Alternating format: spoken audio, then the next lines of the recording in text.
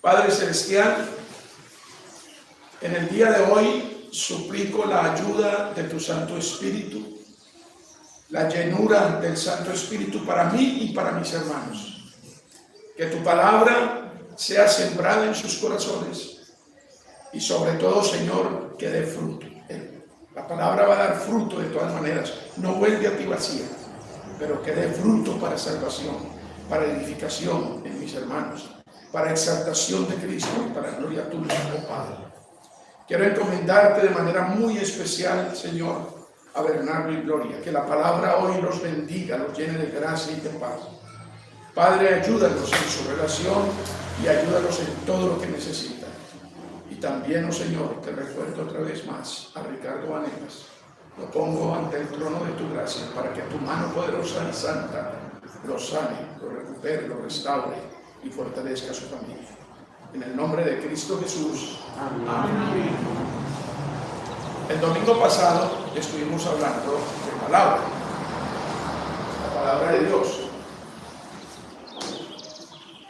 Yo les contaba el domingo pasado que introducir la reforma en América Latina no ha sido fácil. Ha sido una verdadera batalla. Y Villavicencio no ha sido la excepción. De hecho, el crecimiento nuestro en Villavicencio ha sido sumamente lento.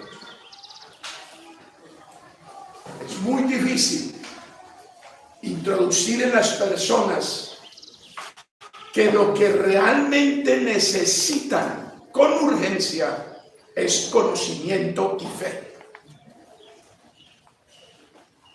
Si ustedes recuerdan Efesios 4, cuando habla precisamente de que Cristo descendió a lo más profundo, pero que después subió, y antes de subir dejó dones en la iglesia. ¿Y cuáles son esos dones? Dice el contexto en Efesios 4 que eran profetas, evangelistas, apóstoles, pastores y maestros. Y les he enseñado que hoy en día solo podemos hablar con seguridad de pastores y maestros. El Señor le ha dejado a la iglesia pastores y maestros. No quiere decir que sean personas excepcionales. No quiere decir que sean personas superdotadas. No quiere decir que sean personas supersantísimas. Son seres humanos, hombres como ustedes, con pasiones como ustedes, con dificultades como ustedes, con pecados como ustedes. Pero esa fue la voluntad soberana de Dios. Establecer el mecanismo de la locura de la predicación para salvar a sus escogidos. Recuerden el dicho de Martín Lutero: todos los cristianos son unos pordioseros. ¿Y quiénes son los pastores? Los pastores también son pordioseros. La única diferencia es que el pastor es un pordiosero que sabe dónde hay comida. ¿Y qué es lo que debía hacer un pastor con su congregación? Llevarlo donde hay comida, mostrarle dónde hay comida. ¿Y cuál es esa comida? Según lo que vimos en el sermón del domingo pasado, esa comida no es otra cosa que la palabra de Dios. No solo de pan vivirán. Nosotros estamos convencidos que solo de pan es como se vive. Esa es la convicción que nosotros mostramos. ¿Qué dice el Señor en su palabra? Acerca del trabajo, acerca de la labor, porque el trabajo es algo que se ha vuelto un valor idolátrico en la humanidad. Por el trabajo dejamos todo, inclusive lo de Dios. Dejamos la familia, dejamos la mujer, dejamos los hijos. Abandonamos por tiempos prolongados lo que debe tener nuestra atención por el trabajo. ¿Qué dice la Biblia acerca del trabajo? Dice la Biblia, en Efesios también, dice: el que hurtaba, ya no hurte más, sino que trabaje con sus manos, haciendo lo que es bueno, para que llene la cuenta de Bancolombia, para que no le falte mercado en la casa, para que pueda pagar el arriendo, para que escoja un buen colegio para sus hijos. ¿Así dice la palabra? Para que comparta con los que tienen necesidad. Esa es la mentalidad de Dios. Ese es el pensamiento de Dios. Esa es la dirección de Dios en su santa palabra. Lo hemos leído 50,000 veces, pero no lo creemos. Y si no, pregúntese, ¿para qué trabaja usted? Pregúntese por qué se mata. Pregúntese por qué no duerme. Pregúntese por qué no puede venir el domingo a la iglesia. ¿Por qué no puede asistir a los estudios bíblicos? ¿Por qué no tiene tiempo para un devocional en su casa? Pregúntese por qué. Y la respuesta honesta va a ser trabajo. Pastor, entonces no hay que trabajar, pero aquí hay que trabajar. Dice Pablo, dice la palabra de Dios, dice, el que no trabaja, que no coma. Entonces la palabra de Dios no está aquí auspiciando la pereza, ni la negligencia, ni la irresponsabilidad, pero está dándole una directriz, cómo tiene que mirar su trabajo, su ocupación. Y otra vez lo está invitando la palabra de Dios, para que usted tome en su vida en serio los valores y las prioridades.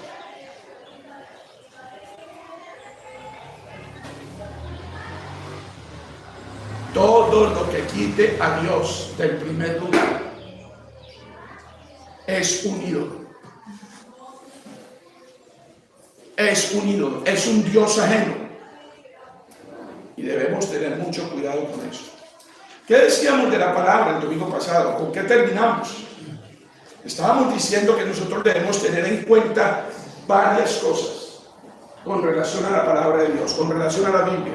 Y que el gran lema de la Reforma, en su primera instancia, dice que nosotros profesamos una fe en la sola Escritura. Óiganlo bien, la sola Escritura.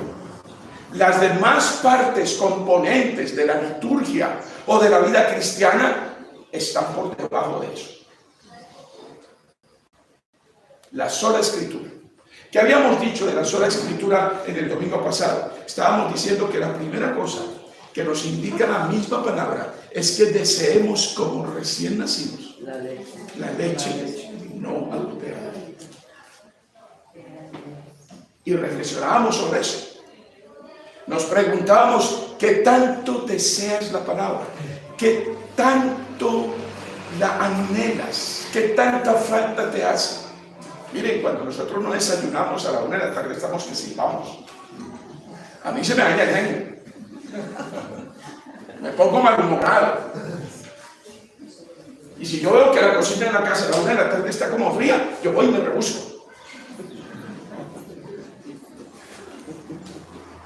¿Por qué tenemos necesidad física de alimento, pero no tenemos necesidad espiritual de alimento? ¿Por qué?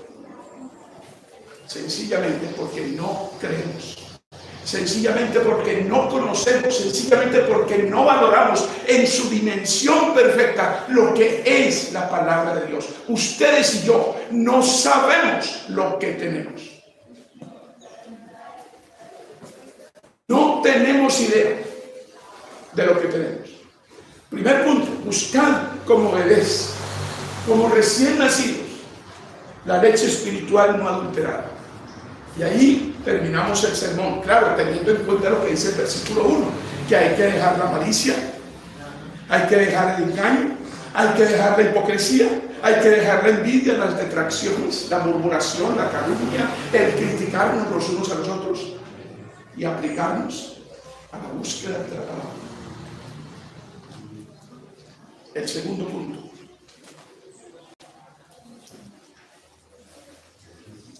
¿Cómo nos debemos acercar a la palabra? Y viene aquí algo muy interesante. Abran sus Biblias en Santiago capítulo 1. versículo 21. Santiago 1, 21. Y hoy vamos a leer muchos juntos porque me tienen que ayudar para salvaguardar un poco la voz. Santiago 1, 21. ¿Estamos listos? Ya pasaron más de 30 segundos. Santiago 1, 21. Vamos todos juntos. Por lo cual, desechando toda inmundicia y abundancia de malicia, recibid con mansedumbre la palabra implantada, la cual puede salvar vuestras almas. Imagínense, Pedro en su carta nos está diciendo: dejen la malicia, el engaño, la hipocresía, la envidia, las tentaciones. Y aquí Santiago insiste en el tema. Pero hay un elemento nuevo que salta aquí. ¿Cuál es el elemento? Dice: por lo cual, desechando toda ¿qué? Inmundicia y abundancia de malicia, recibir con ¿qué? Mansedumbre la palabra implantada. Reciban con mansedumbre, reciban con humildad la palabra. Hermanos, podríamos hablar aquí de muchas formas de faltar a la humildad frente a la palabra. Muchas. Pero vamos a ver qué podemos aprender de lo mucho que podríamos analizar. La Biblia, en primer lugar, mi querido hermano, la Biblia no es la palabra de uno igual a usted. No se trata de Gabriel García Márquez, ni de José Estacio Rivera, ni de Cervantes, ni de ningún escritor en el mundo. Se trata del Altísimo. Se trata del Creador. La Biblia no es el pensamiento de un ser humano. Y hay un grave problema entre nosotros, que nosotros a veces consideramos a Dios como si fuera igual a nosotros, como si reaccionara como nosotros, como si actuara como nosotros. Estamos muy equivocados si pensamos así de Dios. Estamos muy lejos de la verdad. La primera cosa que usted debe pensar cuando se acerca a la Biblia es que no es palabra humana, es palabra del Dios Altísimo. Y yo no sé si ustedes creen que cuando estamos expuestos a la palabra en las lecturas, en los cánticos y en la predicación, estamos en la mismísima presencia de Cristo, palabra hecha carne. No es el pastor Leonel el que está hablando, no es Nicolás el que habla aquí, no es ninguno de los predicadores que se sube a este púlpito el que expone palabras humanas. Entonces, la primera cosa, si se quiere acercar con mansedumbre y con humildad, usted debe estar convencido de esta verdad. No es la palabra de un ser humano, es la palabra de Dios. Yo siempre les he dicho que en la liturgia católica me encanta cuando el sacerdote, el diácono o el laico lee el Evangelio y al terminar dice: es palabra de Dios, y la congregación contesta: te alabamos, Señor. Pero ¿cuántos de ellos que dicen: te alabamos, Señor, porque esa es tu palabra, ni siquiera la entienden? No la vuelven a mirar, no la aplican en sus vidas. Pero los evangélicos son peor todavía, porque la tienen debajo del brazo, en la guantera del carro, en la mesa de noche, en la biblioteca, en la cocina, en todas partes tienen la Biblia, y Biblia, y Biblia, y Biblia. ¿Pero qué?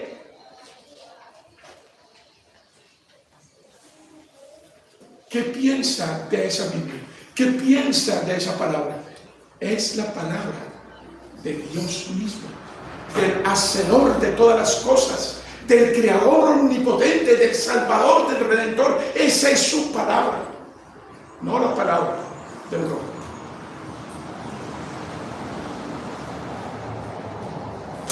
Ustedes que son tan estudiosos de la Biblia recuerdan a Romanos 1, 18 en adelante, ¿no es cierto? No lo busquen, solamente recuerden. En Romanos capítulo 1, versículo 18 en adelante, en ese contexto dice que todos sabemos que hay un Dios. Dice, porque lo podemos ver en la naturaleza. Y dice que estamos en el problema de estar bajo la ira de Dios porque no lo reconocemos como creador ni le damos gracias. Y dice también en ese contexto que la consecuencia de no reconocerlo como creador y no darle gracias es que nuestro corazón se llena de tinieblas, se entenebrece. Y por eso comenzamos a adorar ídolos. Trabajo, belleza, físico, dinero, cosas creadas, reputación, buen nombre, aceptación. Solo porque no reconocemos a Dios como lo que es. Y ustedes saben que encabeza la lista de los pecados que describe Romanos 1, 18 en adelante, como consecuencia de darle la espalda a Dios. Porque Él dice, si ustedes quieren darme la espalda, yo los dejo entonces en su gusto. Hagan lo que quieran. Y entonces comienza a decir el Señor, empiezan con esto y con esto y con esto y con esto y con esto y con esto. Estamos llegando al punto que la Biblia nos habla de que en la primera lista de las maldiciones de los pecados se encuentra el homosexualismo, el lesbianismo, pero ya no vamos a poder hablar de eso porque nos meten a la cárcel. Pero no nos inclinaremos ante la estatua del César. ¡No! Y ese es un pecado como cualquier otro y hay que quitarlo de nuestras vidas. Tenemos un problema con la ira de Dios y es porque no nos acercamos a la palabra con humildad, sabiendo que es la palabra del Creador. Vamos a Juan 14, 24. San Juan 14, 24. Por favor, vamos a los libros. Observemos cuidadosamente la convicción y la actitud de nuestro Señor Jesucristo frente a la palabra. Aprendamos de él.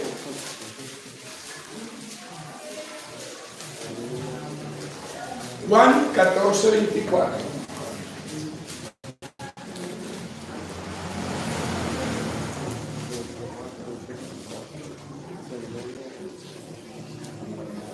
Vamos todos juntos. Juan 14, 24. El que no me ama no guarda mis palabras, y la palabra que habéis oído no es mía, sino del Padre que me envió. ¿Pueden ver la humildad de Cristo? ¿La pueden ver en ese versículo? Él, siendo Dios, Él que dijo en San Juan, capítulo 10, yo y el Padre uno somos, está diciendo, la palabra que les digo no es mi palabra, es la palabra de mi Padre.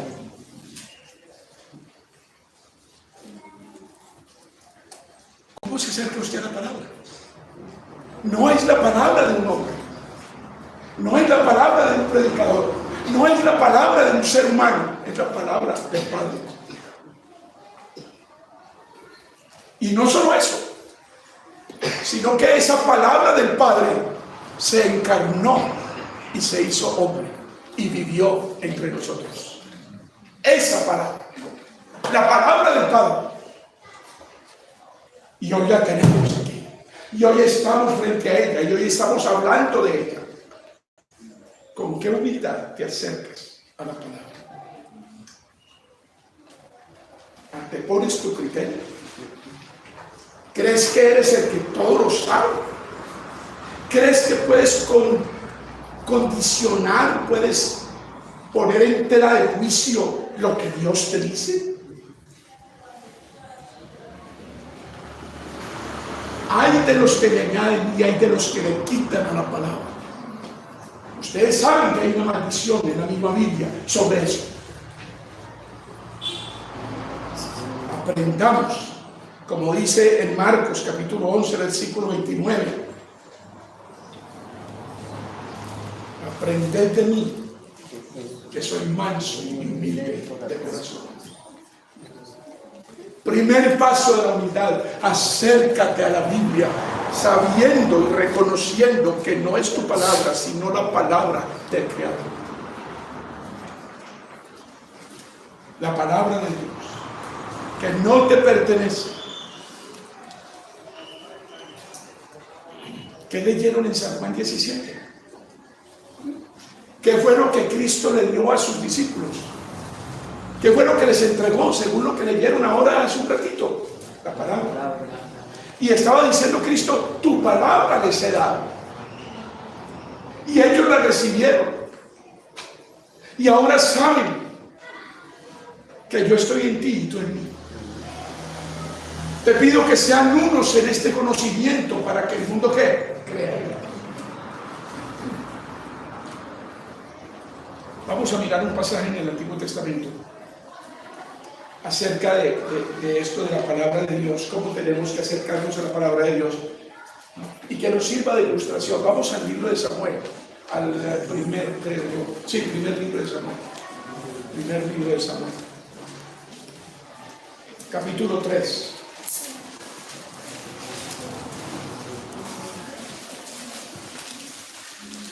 Una historia muy linda. Y ustedes saben que Samuel era hijo de una mujer estéril, ¿no? ¿Cómo se llamaba la mamá de Samuel? Ana, muy bien, Ana. Y Ana iba al templo a orar y le pedía a Dios en voz alta, susurrando lo que le pedía, un hijo. El sacerdote Elí pensó que ella estaba ebria. Y el Señor le concedió a Samuel. ¿Y saben lo que hizo Ana con Samuel? Lo entregó en el templo, bajo el cuidado de los sacerdotes, para que aprendiera a servir al Señor. Hoy en día la mayoría de las madres le entregan sus hijos al preescolar, al prekinder, a la cuna de no sé dónde. Bueno, se lo entregan para que aprendan del mundo y de los ateos y de los muertos espirituales. ¿Por qué? Porque están ocupadas. Hay que trabajar.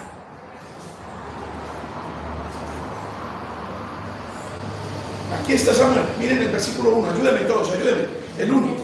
El joven Samuel ministraba a Jehová en presencia de Elí, y la palabra de Jehová escaseaba en aquellos días. No había visión con frecuencia. Quiero llamarle la atención, dice que en aquellos días la palabra de Jehová, ¿qué? Escaseaba. Hermanos, ustedes no tienen escasez de palabra. A ustedes se les ofrece palabra todas las semanas cuando quieren. Y lo que quieran. Tienen un banquete servido. En las redes sociales, en la iglesia, en todas partes. Y hablo de redes sociales de esta iglesia, no hablo de la iglesia de República Dominicana. Hablo de las redes sociales de esta iglesia. Miren todo el material que hay en esas redes sociales.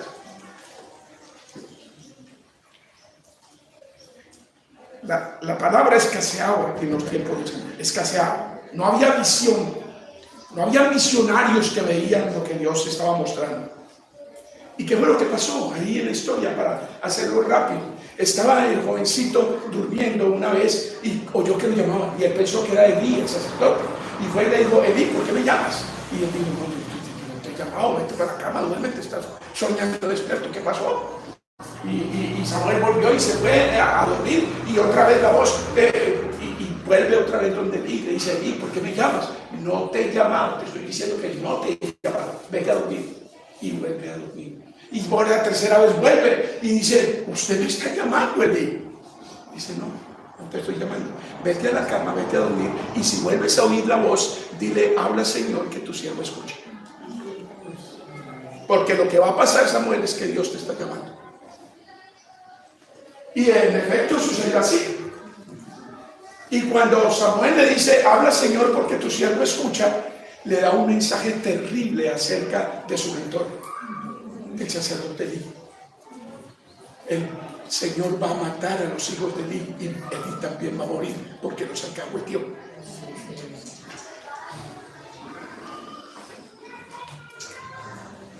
¿Cómo termina el capítulo? Vamos al versículo 18. Versículo 18. Ayúdenme ahí en el 18. Y Samuel se lo manifestó todo sin encubrirle nada. Entonces se hizo Jehová o el sermón le está pegando muy duro, o el sermón le está pegando muy duro, o ustedes se durmieron, una de las dos. Vamos a leer otra vez el versículo bien leído. A ver. Y Samuel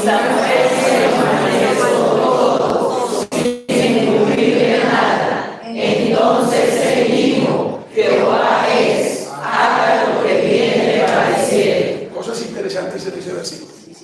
Primero, Samuel, al ser interrogado por Elí, le dijo: ¿qué te dijo el Señor? Se lo contó con pelos y señales. No le ocultó nada. Elí, el Señor va a matar a tus hijos y tú también vas a morir. Ha llegado el juicio. Y lo otro interesante es cómo reacciona Elí.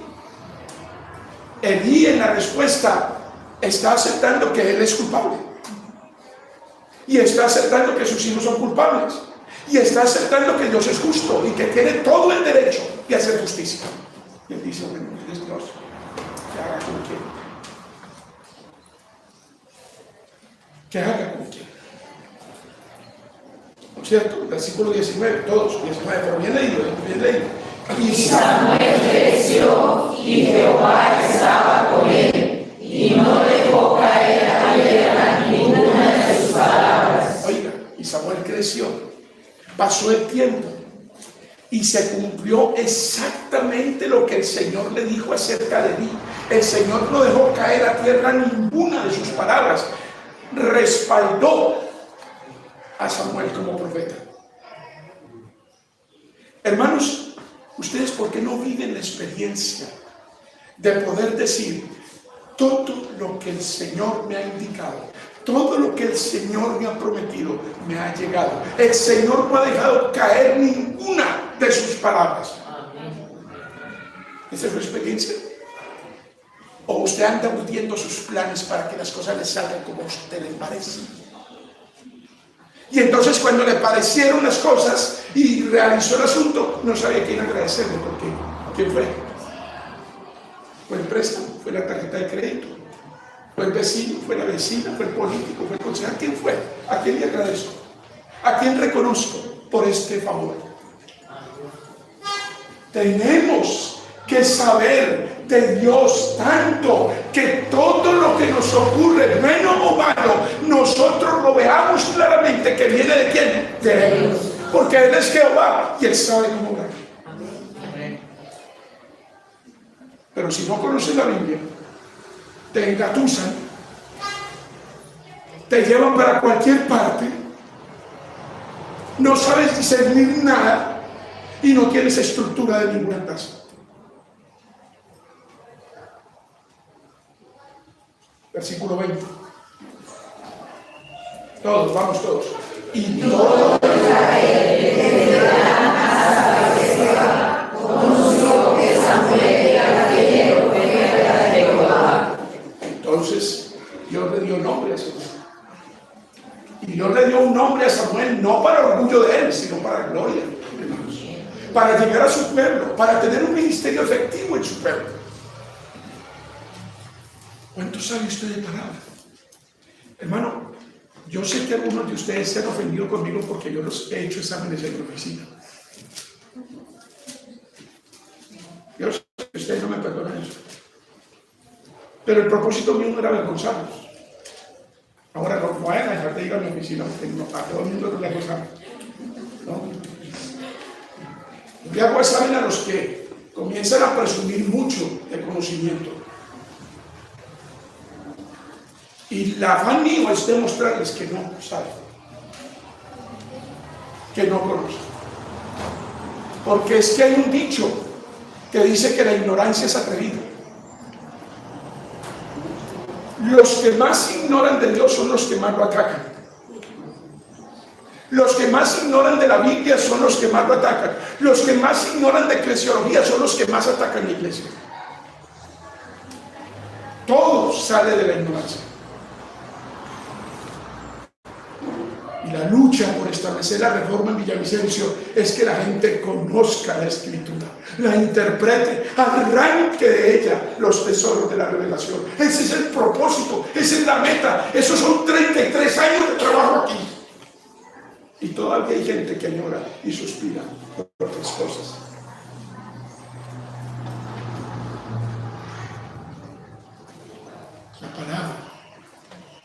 La palabra. Miren el versículo 21. Miren el versículo 21. Todos vamos juntos. Y Jehová procuró aparecer en porque Jehová se manifestó a Samuel sin por la palabra de Jehová. O sea, Dios no habló con Samuel una sola vez, siguió hablando con él. Se mostró en él, se reveló en él. Pero ¿cómo termina el versículo 21? Por la palabra. Por la palabra. Hermano, ¿cuánto le habla Dios a usted? ¿Cuánto recibe usted de Dios mediante ese libro? Todos los días usted está ante el altar del Señor, recibiendo de Él la instrucción, los estatutos, los mandamientos, la fuerza, el impulso para el querer y el hacer. Puede decir como Samuel que el Señor le sigue hablando, que el Señor le sigue diciendo.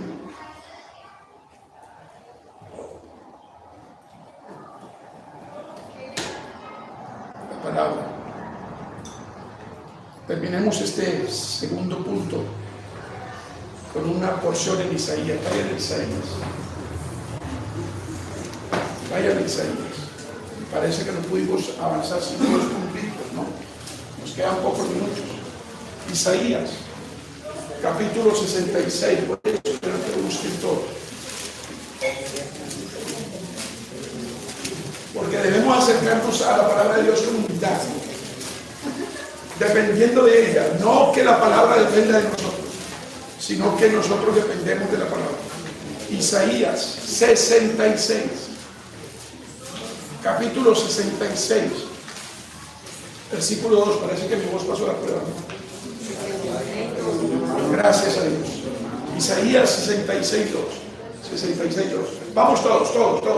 Mi mano hizo todas estas cosas, y así todas estas cosas fueron, dice Jehová. Pero miraré a aquel que es pobre y humilde de espíritu, y que tiembla mi palabra. ¿Lo bien? Eso es palabra de quién? Que alabamos, Señor.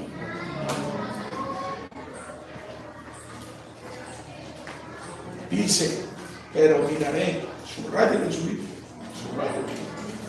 pero miraré a aquel que es pobre. Bienaventurados los pobres en espíritu, porque de ellos es el reino de los cielos. Miraré a aquel que es pobre y humilde de espíritu, y que tiembla.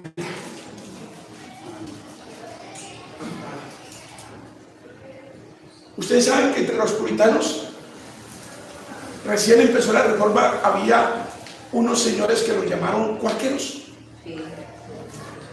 ¿Y sabe lo que significa cuáquero en inglés? Lo que traduce: temblores.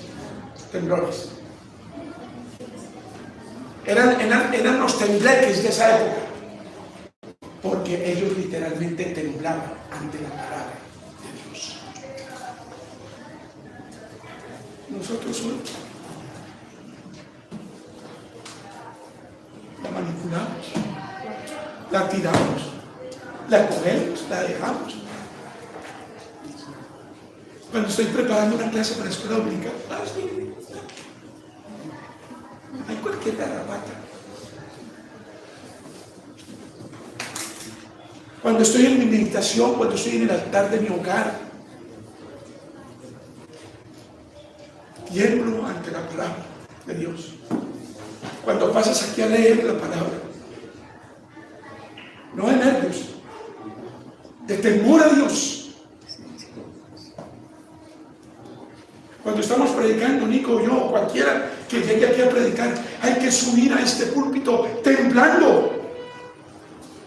Por Dios se trata de la palabra de Dios, no de la palabra del hombre. Y por eso es terrible, hermanos, que no le demos la importancia a la palabra que debe tener. Y me la he pasado matando costumbres, matando tradiciones, matando prácticas que podrían ser muy buenas, pero que quitan la palabra del primer lugar. ¿Saben por qué se perdió la Iglesia Católica Romana? Porque quitaron la Biblia y pusieron el magisterio de la Iglesia en primer lugar. Lo que diga el Papa. ¿Saben que a mí en el seminario me obligaban a leer los documentos del Concilio Vaticano II y decir, después de leerlo, es palabra de Dios? Quitamos la palabra del Señor y pusimos la tradición.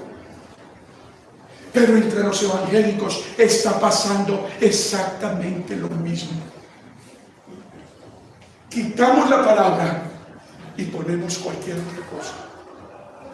El ayuno, la oración, la alabanza,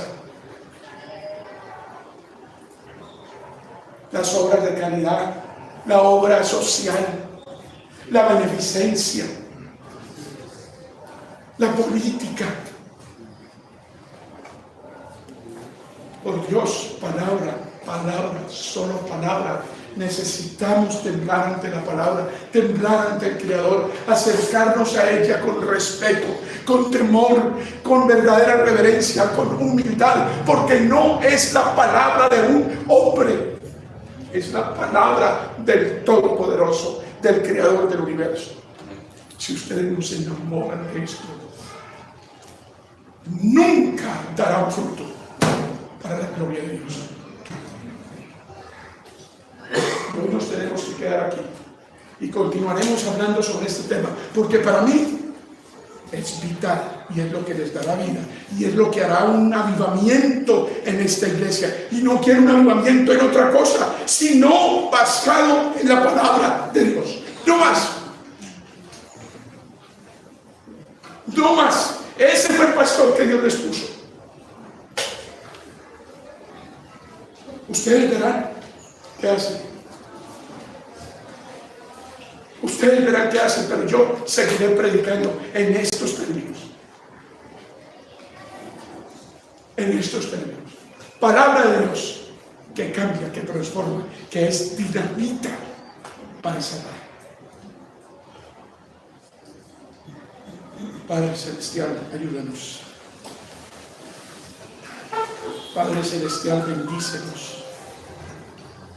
Padre Celestial, ayúdanos a entender el valor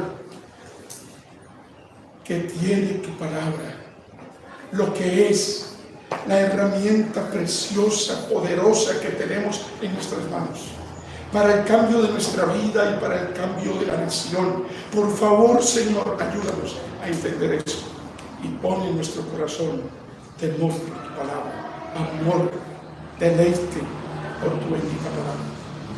Bendice a mis hermanos, Señor, con un avivamiento sin precedentes en el amor por la palabra de Dios, por la palabra tuya. Bendícelos, Señor.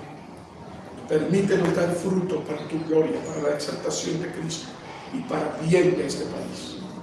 Te lo suplico en el nombre de Cristo Jesús. Amén. Amén.